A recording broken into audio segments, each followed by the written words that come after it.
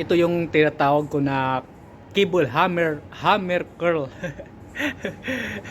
Cable kasi gamit ko, kaya cable ka hammer curl na rin yung pagka tawag nito, pagka dumbbells kasi ginagamit ko minsan, nagagamitan ko ng momentum eh. Kaya naisip ko na paraan, kaparehas lang din sa ginagawa kong bicep curl. Gumamit din ako ng incline bench para sumandal,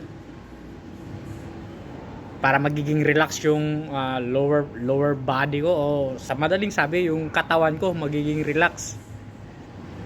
Para ang magagamit ko lang talaga yung arms ko lang talaga para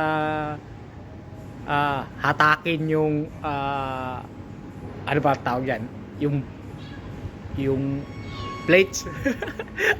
Ang gulo eh. Hindi, parang hindi alam yung ginagawa eh.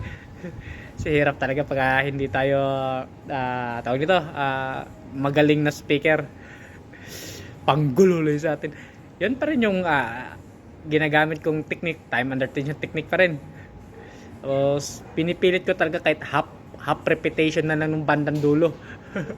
Pero ang papatay sunog dyan, tapos hirap na, tapos flex din konti, sabay, demo kung paano ginawa. Let's go!